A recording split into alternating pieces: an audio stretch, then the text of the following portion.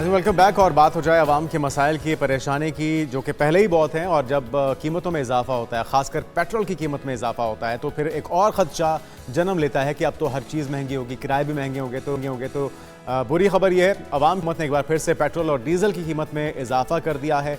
और जो इजाफा है वो पेट्रोल की कीमत में है ₹3.72, और इसके बाद पेट्रोल की नई कीमत हो चुकी है ₹252.10, और इसी तरह से डीजल की कीमत में भी ₹3.29 फी लीटर इजाफा हो चुका है। तो इसी पर बात कर लेते हैं। डॉक्टर शाहिद हसन सिद्दीकी साहब माहिर मैशियत हैं हमारे साथ मौजूद हैं।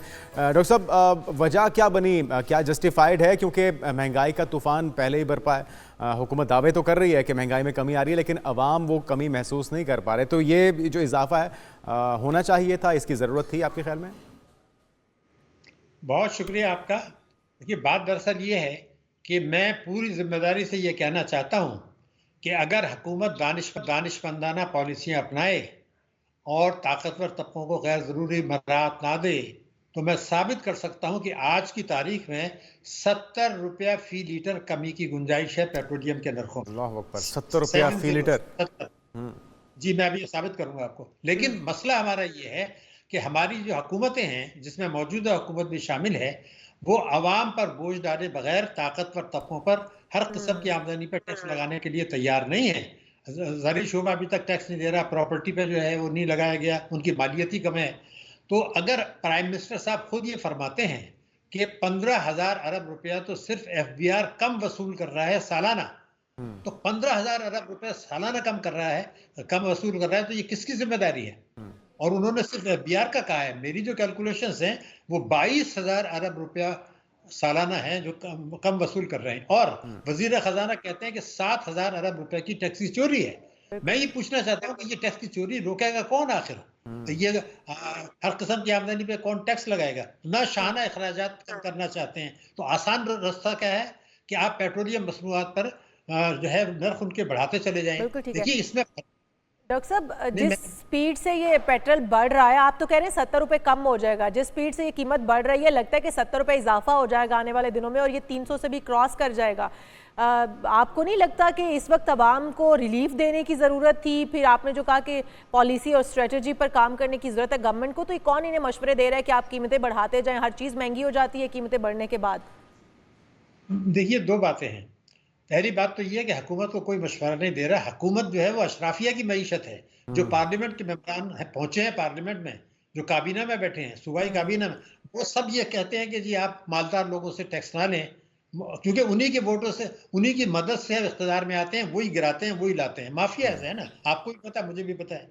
लेकिन हमारा, आप ये देखिए कि मैंने जो ये नहीं कहा था, मैंने ये कहा था कि अगर ईमानदारी की से पॉलिसियां बनाएं तो ₹70 फी लीटर कम होना चाहिए। ठीक। और अगर ये नहीं करते तो इजाफे का ना कानूनी जवाज है ना अखलाकी जवाज है, मैं ये कह रहा था। लेकिन मैं आपको बता दूं, हमारे सियासतदान देख लीजिए, मीडिया देख लीजिए, वो ये कहते हैं कि पेट्रोलियम मसनूआत की कीमतों में कमी करें।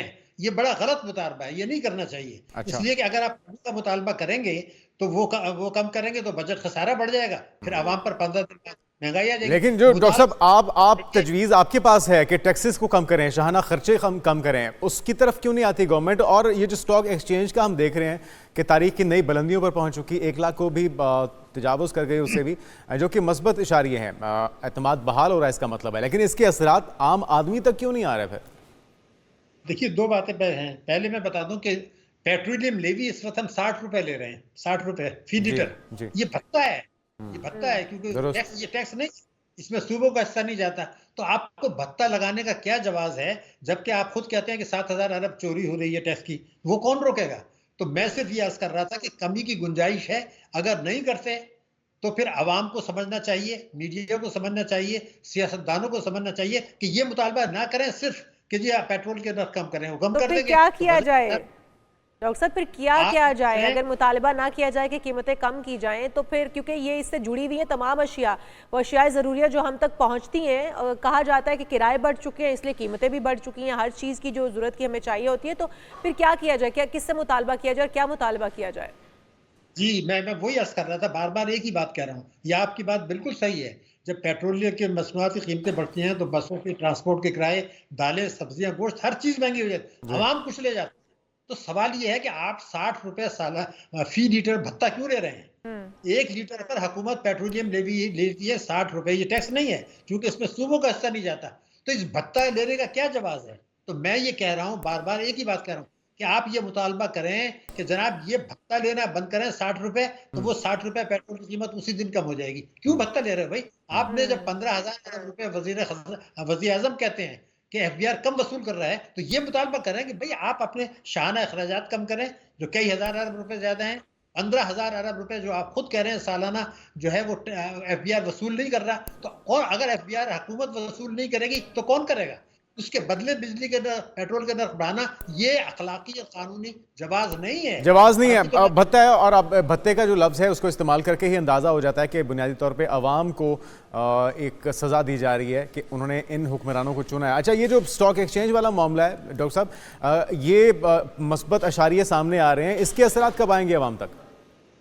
देखिए, पहले मैं आपको बता दूं कि मुझे खौफ आता है ये जो इनकम जिसमें स्टॉक एक्सचेंज ऊपर जा रहा है उसको समझने की जरूरत है। ये जा क्यों रहा है ऊपर? जी देखिए, बहुत पहले निगरान हुकूमत जब थी तो उन्होंने जो है हुकूमत को और जो हमारी SIFC है जिसमें जनरल साहिबान भी बैठे होते हैं, फौज की नुमाइंदगी है, उनको ये बताया था कि जनाब अगले चंद बरसों में मईशत ठीक होने का इम्कान नहीं है, तो हम ये करते हैं कि स्टॉक एक्सचेंज को ऊपर ले जाते हैं, जो कि माजी में रिकॉर्ड पर है कि चंद बड़े बड़े जो सरमाया थे ब्रोकर्स वो मार्केट को ऊपर ले जाते थे और गिराते थे, और कई दफे ऊपर ले गए और ये कहा गया दुनिया की बेहतरीन है, और उसके बाद ये खून में नहा गई और कई दफे खून में नहा जा चुकी है। तो अगर चंद बड़े सरमायाकार ब्रोकर्स उसको ऊपर ले जा सकते हैं तो हुकूमत पूरी कुव्वत के साथ मैदान में आई है। उन्होंने बैंकों से कहा है, इदारों से कहा है कि आप शेयर्स खरीदें। हुकूमत कह रही है, हमारे आर्मी चीफ ने तो जो मईशत के लिए कोशिशें कर रहे हैं उनको ये यकीन किया, तो उन्होंने 6 घंटे मीटिंग की थी आई में उसमें स्टॉक एक्सचेंज में। अरे भाई, स्टॉक एक्सचेंज इन्होंने नारा क्या लगाया? वो ये कहते हैं कि अगर स्टॉक एक्सचेंज ऊपर जाता है तो मईशत की बहाली की दलील है। ऐसा कतई नहीं है। जब मईशत नीचे जा रही होती है जैसे आजकल है, मुल्क में हेजानी कैफियत है, जो वगैरह हुए थे, अवाम पुलिस के आदमी शहीद हुए, अवाम शहीद हुई, हंगामा आराई हुई, 190 रुपए रोज का नुकसान हुआ, उस वक्त स्टॉक एक्सचेंज में तारीख ही ऊपर जा रहा था। मैं ये पूछना चाहता हूँ कि ये सोच ही गलत है, ये नारा गलत है हुकूमत का, पिछली हुकूमतों का भी। मैं इस हुकूमत को नहीं कह रहा, वो ये कहते हैं कि स्टॉक एक्सचेंज ऊपर जाना मईशत की बेहतरी की दलील है। बिल्कुल ठीक है। ये बहुत शुक्रिया डॉक्टर शाहिद हसन सिद्दीकी साहब हमारे साथ मौजूद थे, माहिर मईशत। वो कह रहे हैं कि जब खबरें ये गर्म होती हैं कि मईशत जो की तरफ जा रही है, और साथ ही साथ कहा जाता है कि इस वक्त स्टॉक मार्केट में बड़ी बुलंद तरीन सतह पर पहुंच गया स्टॉक मार्केट, तो वो जो है वो एक दूसरे के साथ मैच नहीं खाता, और ये जिस तरह से उस वक्त मुल्की हालात थे और उस वक्त एक बुलंद तरीन सतह पर स्टॉक मार्केट का जाना, इसमें भी बड़ा तजाद है। बहरहाल जो इस वक्त हुकूमत के साथ, हुकूमत की जानिब से अवाम के साथ किया जा रहा है वो ये है कि एक बार से फिर पेट्रोल और डीजल की कीमतें बढ़ा दी गई हैं, और सिर्फ इसी अवाम के ऊपर महंगाई का LPG की कीमतें भी बढ़ी हैं, उस पर भी बात होगी और उसके असरात क्या होंगे, क्योंकि तो एक आम आदमी जो है, एक दिहाड़ीदार मजदूर है, उससे भी उसकी कमर टूट जाएगी। तो इस पर बात करते हैं एक ब्रेक के बाद।